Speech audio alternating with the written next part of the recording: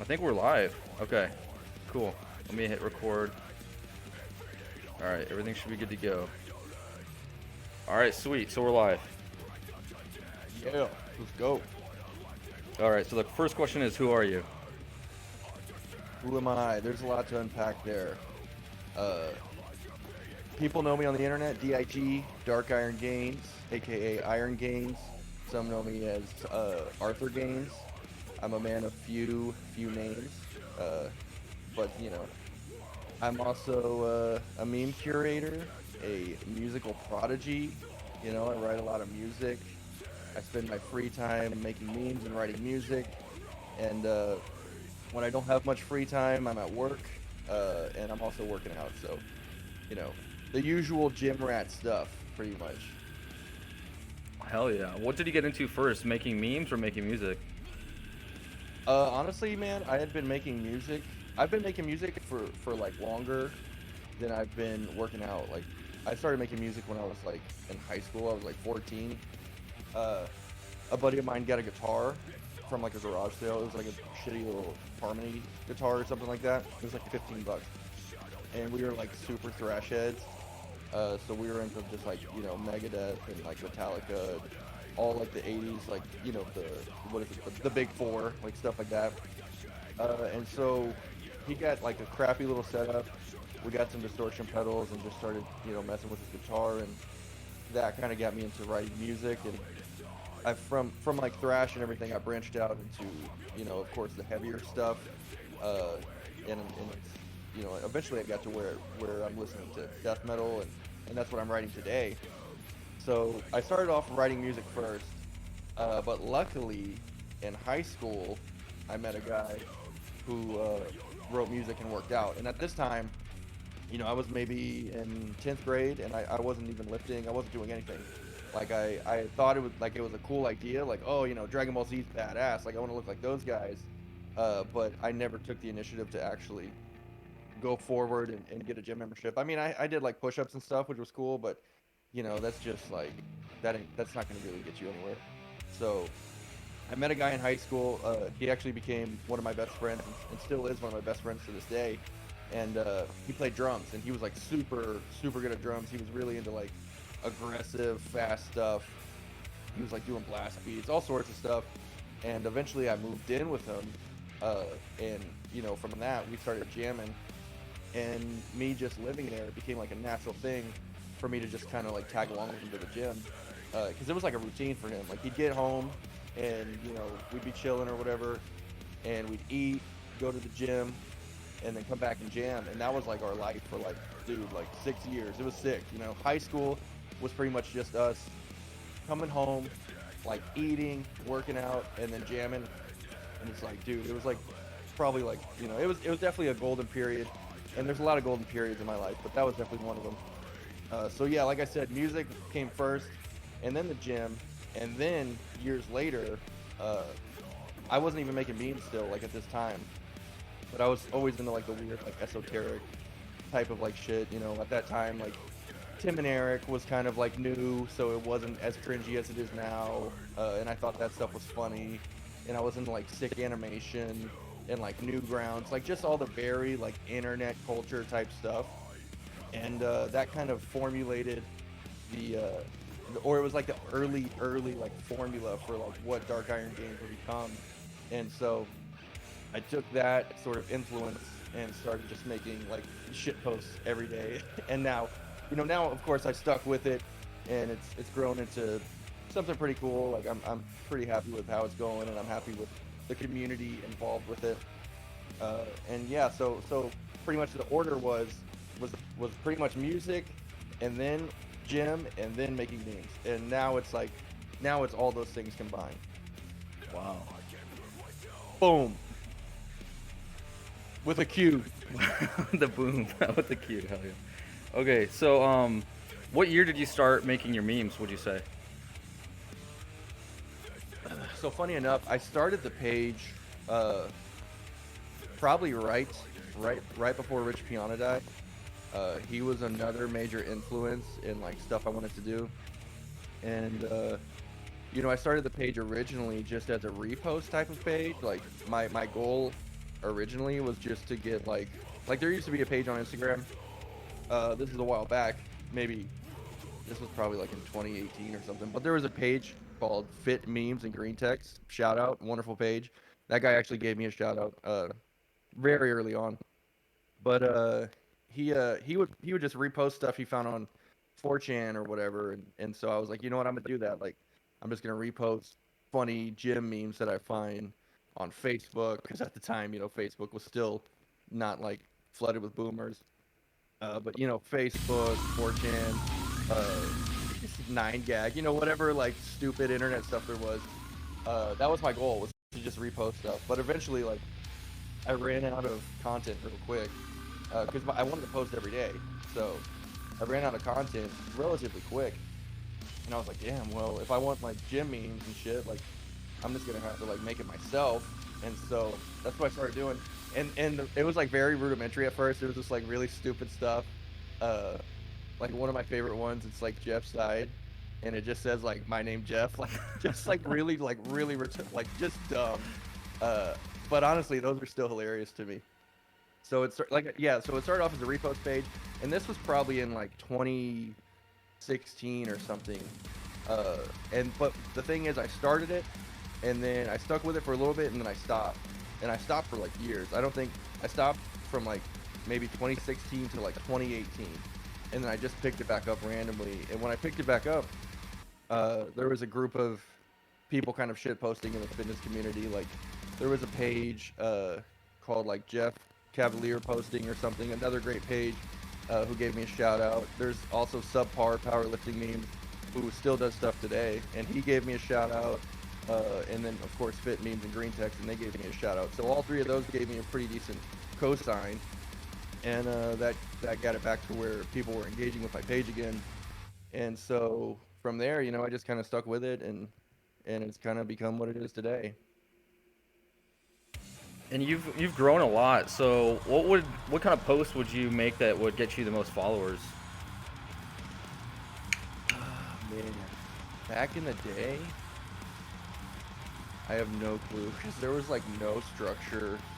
A lot of times it was like I would Photoshop like these, like, a lot of my inspiration at first came from like the early kind of like Doge memes, and not the ones where it's like, wow, such cute, such, not those ones, but the ones like post that era, where it's like Doge kind of like in a funny situation, and he has some quirky thing to say, and that was like the formula I used, but with bodybuilders. So that's kind of what like the page started off as for a long time, and that's what grew the page to where it is today. And eventually I switched from that to video content once I figured out, how to do all that stuff on my phone. I started putting more video stuff together, and now after years and years of doing videos and reels and stuff, I'm kind of going back to it's like a return to form, where I'm doing like videos and pictures, just because I enjoy the pictures.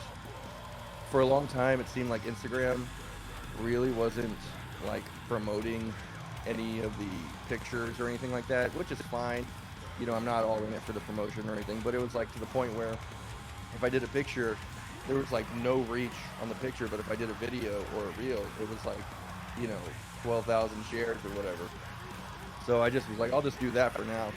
And now it's like I'm at the point where I don't really care about my reach or about my followers. I don't get me wrong, I appreciate it when it follows me, but it's like, it's not like I'm trying to get exposure or anything like that anymore. You're pretty tapped into the community, I would say. Like, if they were gonna find you, they found you. Yeah, exactly. It's like there's a whole like subgenre now that You kind of started a whole subgenre, which is crazy. Like, you're the yeah, it figurehead. kind of took off. I think honestly, and I don't want to sound conceited here, but I think it also kind of influenced like a lot of TikTok lifters. Just the captions and the attitude with the posts that I was making. Stuff about like ego lifting is like based, stuff like that. Like making fun of people who, uh, you know, making fun of people who critique ego lifting, and making fun of like people who just like go based off the science, like stuff like that. Yeah. I think a lot of that had kind of leaked into normie fitness content, which is fine because I'd prefer that more than what it was. But now it's kind of taken to like an even like elevated, a more elevated state, and it's kind of like returned back to cringe. And I'm like, there's like a balance there, and now like it's cool because it's giving me content to like make fun of again, but still it's just like it's just funny how things kind of like it's like the snake eating its own tail. You know what I mean? Like it was like destined to circle back around and become like this giant like sort of like cringy thing. But to be fair, uh, when you're on hormones and you're on gear, you think corny stuff a lot of times is pretty cool. Like if you're on hormones and you listen to like Stone Temple Pilots or something, I like Stone Temple Pilots, but if you listen to them on like hormones or like just like some buzz rock, you're gonna be like, whoa, this shit's badass. Uh, so it's kind of like that. I feel like when you're on hormones and you put on like a Bane mask and you think you're like you're like a big jack dude and you're all vascular, like you're like whoa, like I'm badass, right? But in reality, everyone's just like, dude, like take off the mask, just be normal. uh, but anyways, yeah, like you were saying, I think there was a whole kind of like culture that started for my page, which is cool, and I'm trying to do the same thing in music. I wanna crop up a bunch of like kind of like gym slam bands to kind of come up and start doing stuff too. Let's talk about your band. Are you like what's your position in the band? And who else is in it? So right now, so I had a band before the one I'm doing now, which was called Tin Scoop, and some people probably know about it, some people don't. But yeah, it was Tin Scoops at first, and that was me. Uh, there's another guy, good, great, awesome friend of mine, kind of like a brother pretty much. His Instagram is Saint Lifter, and then the vocalist Cathedral Sound. He's my buddy Kenny. He like mixes and masters everything. He was the vocalist for Tin Scoops, and then some other people I know this guy as well. But Max Thrax was another member of the band, and we all started. At first it was like Tin Scoops was just like kind of just like a thing we did for fun. Like we literally went in and recorded a demo at our buddy's house in his living room and just put it up for fun, and it kind of took off from there. Uh, and then we did like a whole EP and took it more serious and wrote some legit songs. But now I'm kind of focused more on Iron Gains, which is just solely me. And Cathedral Sound still produces it, and he still mixes and masters everything. And we work really closely when it comes to programming the drums and stuff like that. But for the most part, I write the riffs, I write the lyrics, I do the vocals, everything like that. So right now, Iron Gains is just solely me. No band behind me, nothing like that. Uh, which is cool because it's easy to when it's just one guy, it's super easy. And not that Ten Scoops was a difficult ordeal or anything, but it's just you don't have to communicate and bounce ideas back and forth. You can just try something, and if it's cool, then you can go forward with it. And if it sucks, then screw it. Hell yeah. And I think you and Ten Scoops had done like a few shows before, right? Yeah, yeah. We actually we did we did a few shows last year. We did a few shows. Well, yeah, of course, 2023 we did a few shows, but 2022. I mean, when I say last year, 2022, we did a few shows. Pretty much throughout the year, and then 2023, I think we did like two shows, and then after that, uh, there was just a lot of stuff people had to focus on, which is fine. I mean, we're all adults. We all have full-time jobs, stuff like that. So there was just some other things that everyone else had to focus on, as well as myself. And so that gave me the opportunity to kind of just be like, all right, well, everyone's doing their own thing right now. Uh, there's some stuff going on to where it's taking their time, their attention, or whatever. And I have stuff that's taking my time and my attention. So I'm just going to kind of like focus on what I got going on. And then we are going to get back together eventually. I mean, I talk to the guys every single day, and we do have like two songs actually tracked. We just need to get vocals over them. And once we do that, we're gonna put them out. But yeah, Ten Scoops did play a couple shows. Iron Gains, uh, I'm not against playing shows as Iron Gains. The problem really is I just don't have a band. So I'd have to find some fill-in members or something like that. Hell yeah. How do you come up with the lyrics for your songs? So the lyrics are pretty straightforward. Uh, have you read any of the Ten Scoops lyrics? I think I read one of them. I forgot what the track was called, but yeah, I think it was Soy Age Psyop maybe or something. Yeah. Yeah, it's kind of not too much thought goes into it. I'll have a concept that I'm kind of working off of, and then really whatever comes to mind is what goes on the paper. Uh, and then we just fit it to the song. So with Soy Age Psyop, that was around the time that Bronze Age Mindset came out, by Bronze Age Pervert. And so I was like, okay, Bronze Age Mindset, that's a cool name. What if I did, how can I rearrange that? And so I was like, oh, what about Soy Age Psyop, And so I was like, that's a cool name. And it pertains to kind of the theme of what Ten Scoops was kind of going for at that time, which was very sort of kind of anti big tech, anti, big industry, and pro liftocracy. So we were, yeah, exactly, glory to the liftocracy. But so what we did is, I kind of based the lyrics like around that, and whatever came to mind is like I said, whatever came to mind is what I put on the paper, and it's kind of the same for the DYEL Stopia.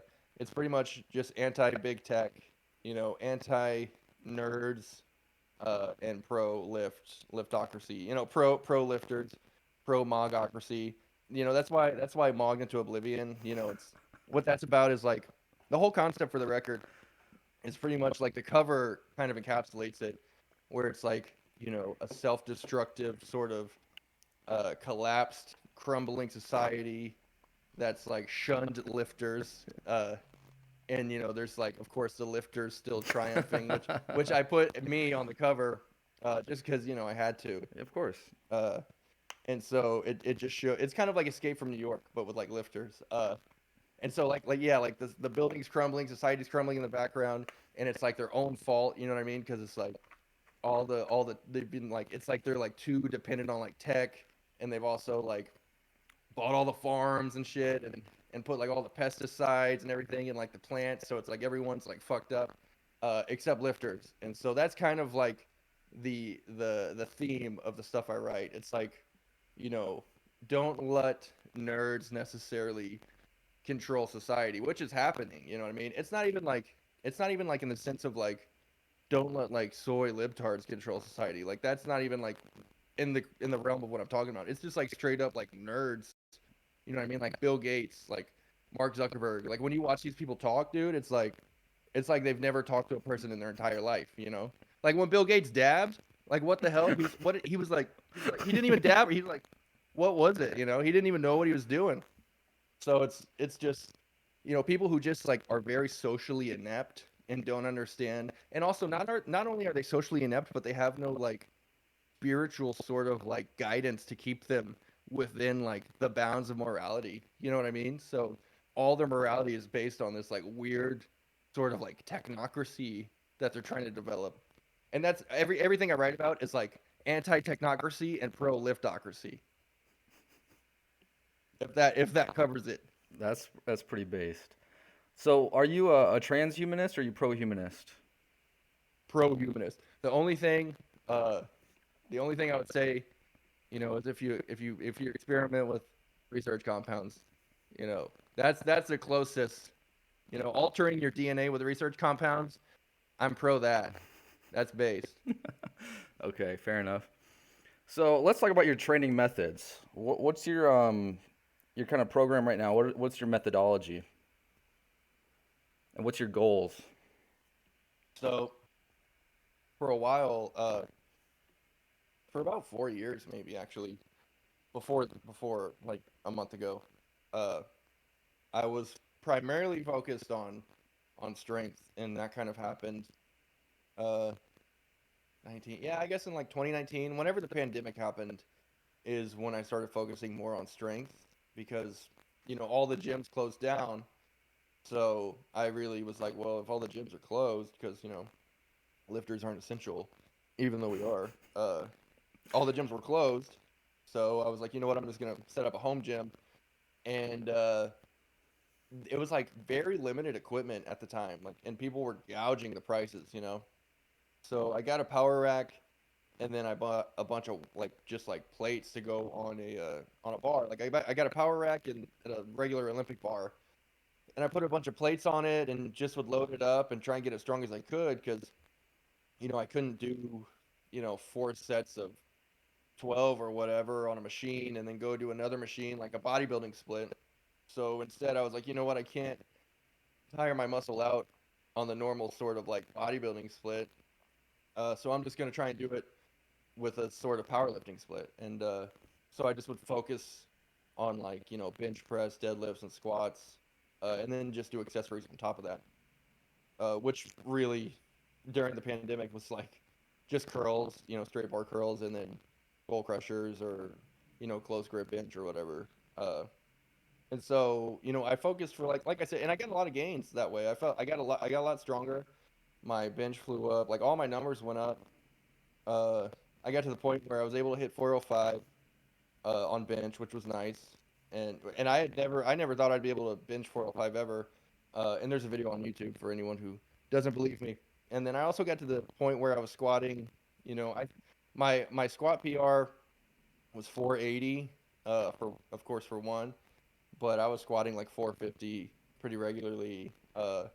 My deadlifts though were terrible. It was like I got to 540 once. I was able to do 540 for one uh, on deadlifts, and this was not sumo. It was conventional.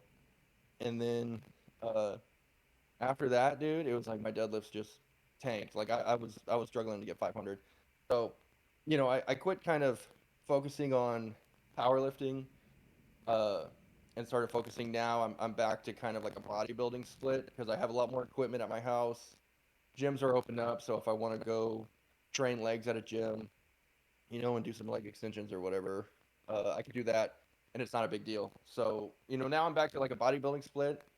Uh, but it's cool because with the powerlifting stuff I kind of tried, I got, you know, exponentially stronger than I was. And so now all the stuff that I was doing before when it came to the bodybuilding split, I'm just doing it, but with a lot heavier weight. So it's like, I feel like my muscles are getting a little denser, and it's building kind of like a bigger shape than I previously had, which is nice.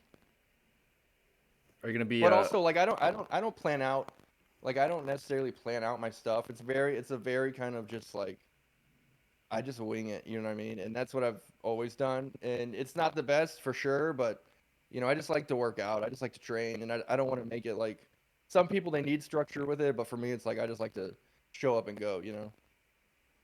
for sure? Like, what's your goal physique, or what are you trying to accomplish?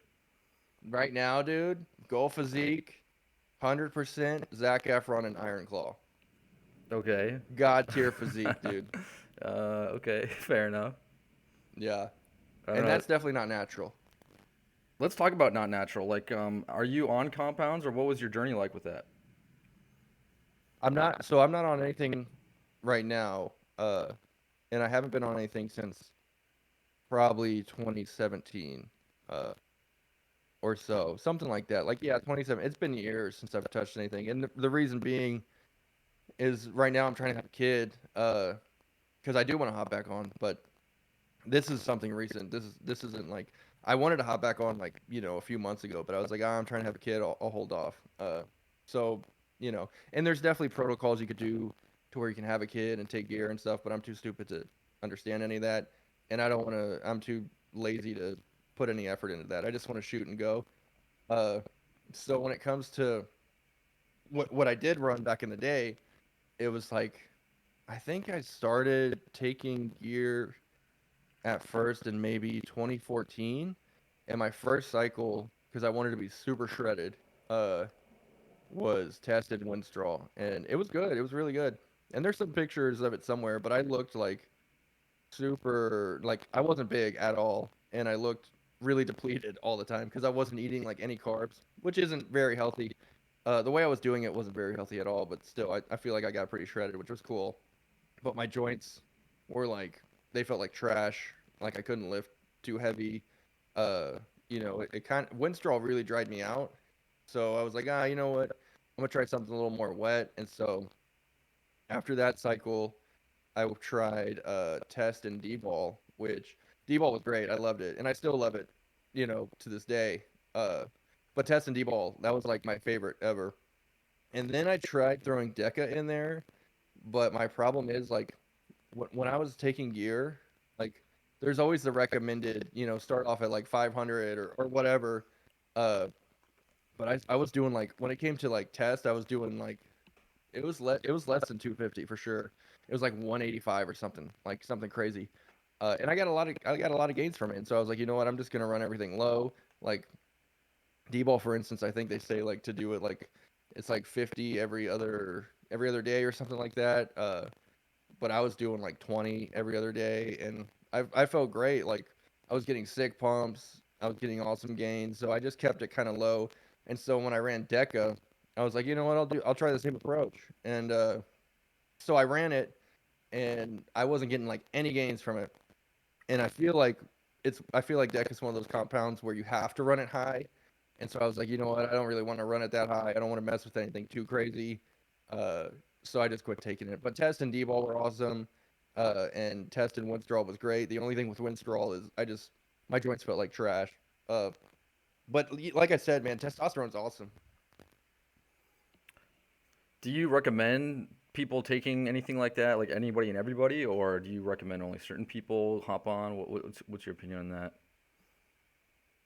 I think if you're so when you take steroids, I think what happens, whatever whatever whoever you are at that time, like if you're kind of like a crazy person and you like kind of like you're like a hothead, if you take steroids, like you're gonna be an even bigger hothead. You know what I mean? Like it's not gonna make it any better.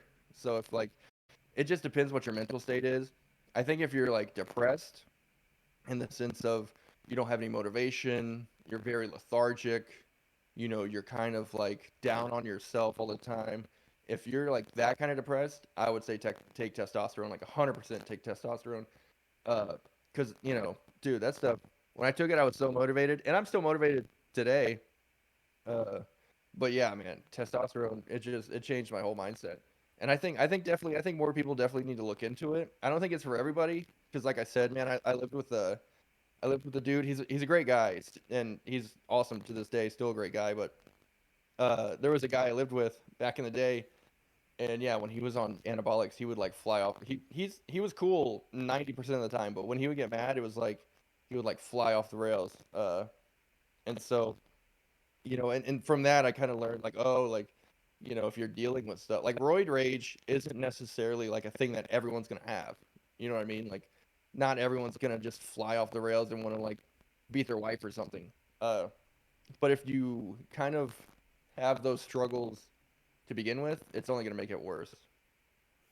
Gotcha. What's your opinion on all these kind of new young influencers who claim natty but aren't natty? Like, what's your opinion on that? Uh, you know, I haven't really thought too deep into it. My thing is if you're an influencer, uh, I don't know. I think a lot of influencers, man, I think a lot of them are very, very, I mean, and that's the business, which is fine. That's why I'm not very interested in it. But you got to be like very superficial. You got to be very surface level, like whatever sells, whatever's trending, like you got to be on top of it. And if that's how you make your money, man, no hate, but uh, it's just one of those things where I couldn't do it. Like I couldn't sit here and lie to people about who I am.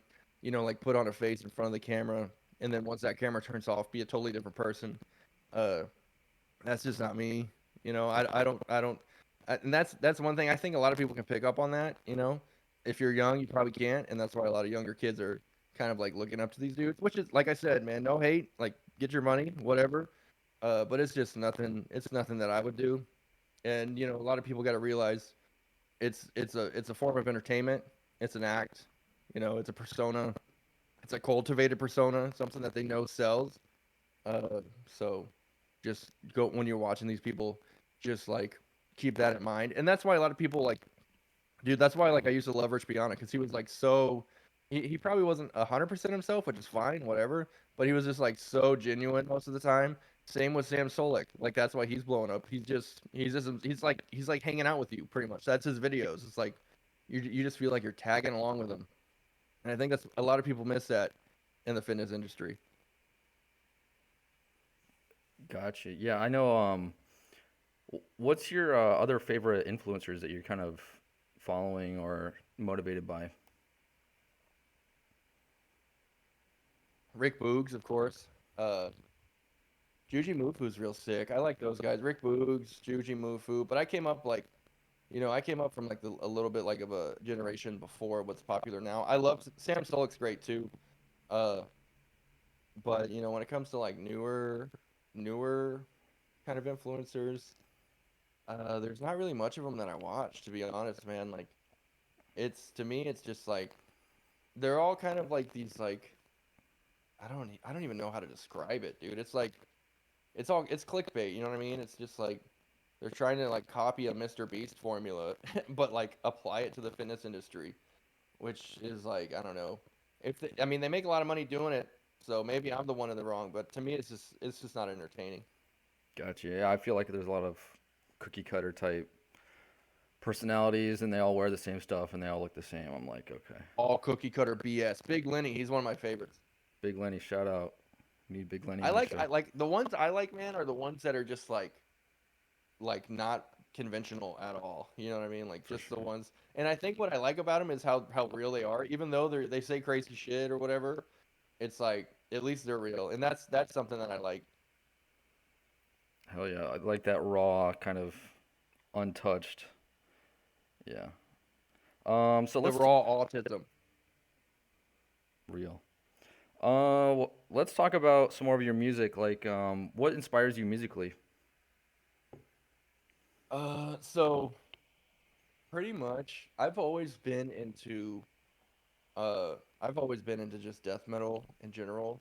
You know, since I was young, I got into at first I got into like metalcore, of course, which was like it was like As I Lay Dying was like so what happened is one day I was watching MTV back when TV was still a thing, and they had the MTV Music Video Awards. But what they were doing is they were playing the music videos of the people that won, and so As I Lay Dying had won like a MTV Music Video Award for like best video or something like that. And they played the video, and I was like, damn, this is pretty cool. And at that time, I wasn't super into the type of metal that had like screaming vocals or anything. I was just into like thrash, which is like a different type of screaming, I guess. But uh, I wasn't into like the harder like growling type stuff. And so I heard that, and I was like, dang, this is pretty sick. And from there, that kind of was like the bridging band between uh heavier stuff and the stuff I was listening to. So that brought me into like a new realm of music, and that was the backbone, like when deathcore was barely like popping off. And so uh, from that, I learned about Job for Cowboy because they had just put out that Doom EP, and I was like, yo, this stuff is like next level, like super heavy. And so I jammed that, uh, and from that, then I really got into more like brutal death metal, because they were like the bridging band from like it was like metalcore to like deathcore or early deathcore to like brutal death metal. And so from them, I kind of started looking at bands like Dying Fetus, Necrophagus, and Devourment. Back in the day, Prophecy, which is an old school, two old school, uh, Texas legends. And so I got into stuff like that, and that kind of stuck with me throughout the years. And I've always been in, like I said, I've always been into brutal death metal and slam and stuff like that. So that's that, and then also around like around I guess it was like 2008 or so, or maybe even earlier, maybe 2006. There was a split that came out, or it was a three-way split between World of Pain, Soul Baba, and Ruckus, and that like got me into beatdown music because it was just as heavy as slam, but like kind of like more raw and more aggressive. And so I got into beatdown, and that took me in a direction of like just writing heavier, like slammier, punchier riffs. And over the years I've kind of just cultivated that type of style, and it's kind of became a thing that's luckily I'm able to write somewhat decently. Uh, so that's kind of influenced me, like pretty much just like death metal, slam, and beatdown has kind of like cultivated the sound I'm going for now. Cool. And I know that you've actually put up some really obscure music on some of your posts. How did you discover new music? Because I know there was an artist called like Cat X Scan. Are you familiar? Yeah, yeah, Like, Crush. yeah, how do you find that music? Because you've got some crazy like underground stuff. So for CAT scan, I'll be honest, I don't I had heard a clip. I had heard the song Crush on a clip of another post, and I just screen recorded the audio from that post and used it in a meme, and then and it was like it was like an internet mystery for a while. Like Wang had even kind of talked about it on one of his videos because he had the his internet mystery video, and I was getting comments every day like, "Yo, what's the song? What's the song?" And like I say, like look, like no joke, like every day people were asking like, "What's the song?" And eventually, luckily, I guess the dude CatScan actually saw the post and was like, "Yo, this is my song. This is my track." So that's how I found out about him. But there's other stuff like the more obscure stuff. Like I saw you interviewed Jack Frost, which is another artist I listen to. Uh, that stuff I just kind of randomly like I'll go through Spotify uh and just look at artists, listen to their stuff, see what it's like, like I like to listen to a whole EP or a whole album from front to back just to see like if I'm into it or not. So, that's kind of like I have a lot of drive time, like my job, like I'm a field service technician, so I drive for hours at a time sometimes. So I'll just like scroll, listen to music, whatever, and that's a lot of times how I find, some of the bands I use. Hell yeah. Oh, by the way, if you're looking for some good music, new Latias, check that out. Anyways, All right, Latia, send me the link. all I'll listen right. to it. Hell yeah. You just put out a new album. Let me ask you. So we talk about training. What's your opinion on like hit training versus volume training versus other methods? Hit training is high intensity training is cool for sure, but I don't think uh you could do that like forever. I think you definitely have to switch it up, uh, or incorporate it in a way that's kind of more efficient than just doing, one set every time. Uh, it's hard to explain. I don't know because I don't have too much experience with hit training, but I do have experience with high intensity like lifting, which is the cringe term like power building or whatever, where it's like you do like some sets of like 10 or 12, and then you do like three sets of just all out like high intensity uh reps, which something you get for like one or two, uh and that works, and that the actual like by the book hit training, like the Mike Minter style, where it's like you're just doing like one rep or whatever. I don't really know too much about that because I can't speak on it just because I haven't done it. Uh, and a lot of people are like, "Oh, the science is there," but honestly, dude, I I don't trust the science. Science is cringe. I'm not Dr. Fauci. I don't know about that stuff. So when it comes to hit, I think there's definitely some merit to it for sure, but I don't think it's like the end all be all. Uh, and when it comes to volume, that's another one where it's like you can do volume for sure, and if you're a beginner, if you're a noob, and you're doing volume, like you're gonna see some major gains for sure, like within like the first year or whatever. But that's another one. Like eventually, you gotta up the intensity. You know what I mean? I think there's a midpoint where the two kind of can bridge, and you just kind of use them to your advantage. And then what was the other one you asked? There was volume, hit, and then what the other one? I don't know. What did I say? CrossFit. CrossFit doesn't work. You're not a fan of CrossFit? CrossFit. CrossFit cringe. CrossFit's kind of gone. You don't see it around much anymore. Yeah, it got made fun of till it died. The meme to oblivion. It was mogged into oblivion. Let's talk about your esoteric knowledge. What's your imparting knowledge to the viewers? Imparting knowledge. All right, this might get kind of deep. So, if you're a lifter, a lifter like us two on stream, one thing you got to realize when you're lifting, there's a lesson to be learned every day, every single day while you're lifting, okay? The lesson is consistency, baby. All right, if you're consistent and if you're in there every day, you're seeing these results, you're hitting it hard, you're in there grinding and you're getting results and the consistency's paying off, there's no reason why you can't apply that anywhere else in your life. Why you can't show up anywhere else in your life, the same way you show up at the gym and get those results. Because if you're showing up is half the battle, right? Like showing up is like if you show up, if you don't feel like working out and you drive to the gym, you're not gonna turn back around and say, oh, you know what, I give up. Right? You're gonna do a little bit, and that's better than nothing. So I used to have this problem back in the day, way back in the day. Uh, in my adolescent years, I would I would call into work at least once a week, and work in retail, whatever, nobody cares, but it did have an effect on my consistency.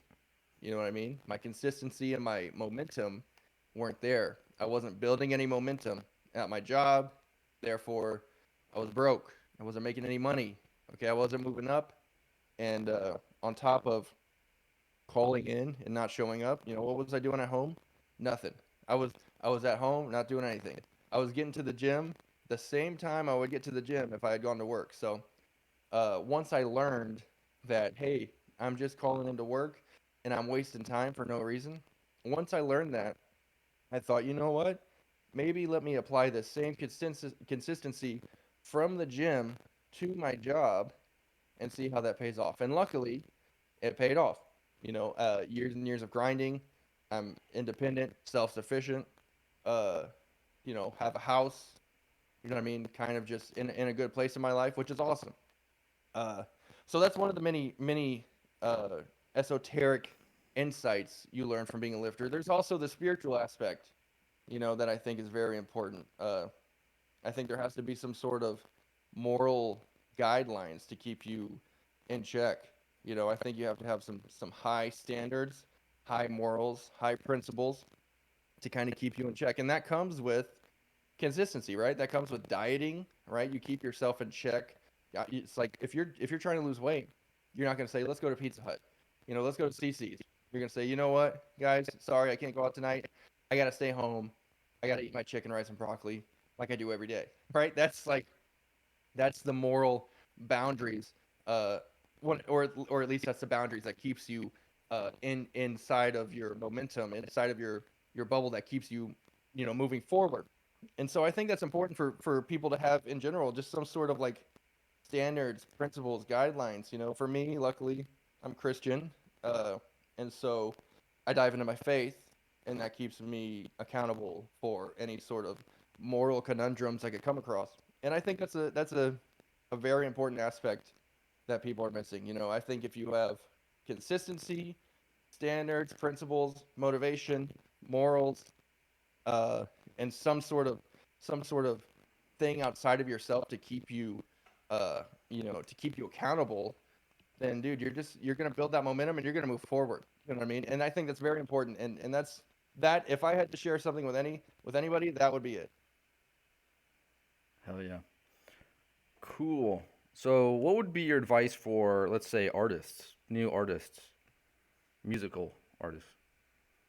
When it comes to music artists, uh, I would say invest in some good equipment for sure. When I was younger, uh, I was in a rush to get my music out, and so there's all sorts of recordings on YouTube. Like I have so much stuff that I could put out. I could probably put out like 10 albums, but they would all suck. Just because you got to invest in the quality.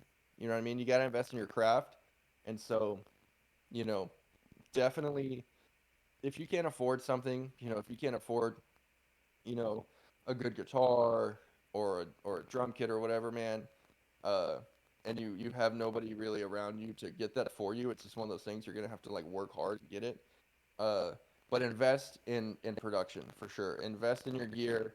invest in production, uh, put the time and the effort into kind of perfecting your craft, and just have fun, man. Like a lot of people, I think a lot of people kill it. Like they kill it in the sense of like it's boring. It's like I don't want. It's like a job. You know what I mean? It's like when I see like I've seen people before in the past uh, who take themselves way too serious as a band or as a musician or whatever, and they have no releases under their belt. They have like no shows they've ever played. You know what I mean? And it's like don't let your ego get ahead of where you're actually at. So anyways, man, just invest in good gear, invest in good production, and have fun with it, pretty much. And write when you write music, write the music that you want to hear. Like if you're writing riffs, like every time I'm writing a riff, it's like, what riff do I think would sound cool if somebody played this? And it's like, okay, well, I'll just write that. You know what I mean? Like just write the music that you want to hear. Hell yeah. All right, cool. It's like memes too. It's like memes. Make the memes that you think are funny. What's the funniest meme you've made? Would you say? Uh, anything with Skibbity Toilet. COD toilet goes Skibbity hard. Skibbity Toilet in Ohio memes. That's the epitome of shit posting. Real. So let's talk about your collaborations. Like, who have you collaborated with? On the meme page, Yeah. dude, I've collabed with, I've collabed with a decent amount. Fitness related username is one of them, and his stuff is great. His stuff is awesome. Schizo posting, of course, I've collabed with him multiple times. That dude's awesome. His content's great. Uh, I collabed with somebody. Who was it? I feel like I collabed with somebody else recently. I've collabed with so many people though. Back in the day before collabs was like a real thing. Uh, what we would do, we're all in group chats, and so what we would do, uh, is we would message each other and be like, "Yo, you want to add something to this meme or whatever?" And then we would like add whatever we wanted, and then we would just put our watermark in it. And Yeah, so yeah, there'd be yeah. like a meme with like five different watermarks. And that was how we used to collab back in the day, and that was fun. I did it with like, uh, Diamond Dogs. I've collabed with. There used to be one called like Gang Bionicle on IG or something like that. Gang Like I've collabed pages. with like so many pages, dude. So many golden pages. Rest in peace to the real ones that have fallen to the zuckening. But yeah, I don't know. A lot of these, dude. Another one, Pipeline Sancho, hilarious freaking page, dude. Also Extreme Scoop. Those pages are, dude, top tier. But like I said, I've collabed with a lot. Probably too many to really list, but they're all great. A lot of these fitness pages, man, they're awesome. Hell yeah. So let's talk about your merch, and then we'll do shout outs. How does that sound? Yeah. All right. So what kind of merch are you selling? What's your what are you what are you up to nowadays? So right now, I don't have any merch up as of right now, but we are working to get. I'm working with Barbaric Brutality, by the way. Great group of dudes. It's two dudes, awesome guys. But they did the 10 scoops launch, and I'm working with them to get the merch for Iron Gains up pretty soon. And what we're gonna do, we're gonna have hats, we're gonna have T-shirts, shakers, and CDs. Physical CDs of DYE Elstopia. And then we're also gonna do gym bags eventually. We're gonna see. There's a deal in the works, and I'm not going to say too much about it because I don't really know the details, but there's like a deal going on in the works with them and some other people. And hopefully, the other people are able to, and I could do this myself. I could like find the people to distribute it, but it's like, the quality, I don't know, the quality might not be there. It might be like some sweatshop in China, making these gym bags or whatever. So they're working with some other people, and the other people they're working with might have some connections on some like gym bags, gym equipment, straps, leg wraps, whatever. So stuff like that coming down in the pipeline, hopefully. But we're for sure doing hats, shirts, shakers, and then CDs, and then I'm gonna try and do gym shorts as well pretty soon, just for fun. Hell yeah. So if you're listening to this in the future, go check out Dark Iron Gains merch. Get some gear Yeah. for sure. All right, cool. Let's do shout outs and then we'll wrap it up. All right. Shout out Jim Clark having me on. Uh, Shout out to Internet Nut. What do you follow? What pages do you follow? I most of the memes, yeah, meme pages, yeah, Yeah, most of them. yeah. Gym Cells. Shout out Gym Cells. You should interview Gym Cells. Okay. Have you hit anybody up? I might get internet nut, but He's cool. I I don't. met him IRL. He came to my wedding. Oh wow, how was He's a that? great guy, man. He was cool. He was cool. We at the time I was still drinking. I don't drink anymore, but at the time I was still drinking, and he would come over and we would just party. We would get Little Caesars. Good good time. Based. But yeah, shout out Internet Nut. Shout out Diamond Doge. Shout out to you know, Extreme Scoop, Pipeline Sancho, Schizo Lifter, Esoteric Lifting. Have you talked to him? The Esoteric Lifting memes? Yeah, yeah, yeah. I have. Is Are you gonna get him on here, or have you already had him? We'll make it happen. We'll make it Gotta happen. make it happen, dude. The Lifterverse, the LCU. Shout out to the entirety of the LCU, the Lifter Cinematic Universe. Let's go. That's the LCU needs an Avengers moment. It'll be here on Discord. Let's go. But yeah, honestly, that's pretty much all I can name off the top of my head. All great guys. Hell yeah. Awesome. All right. Well, thanks for doing the interview. You get the last word, but I'm gonna plug the YouTube real quick. Everybody, go hit the subscribe button, hit the follow button, go to the bio, check out the artist, go check out the meme page. It's fire. It's funny. All right, now take it away, Dark Iron. Pew. Yo, once again, thanks for having me on here. Shout out Jim Clark. Shout out to the Jim Clark Show. Let's get DYELstopia to 1 trillion streams. All right, stream it on Spotify, all major platforms. Search Iron Gains, DYELstopia. Let's get this to 1 trillion streams, baby.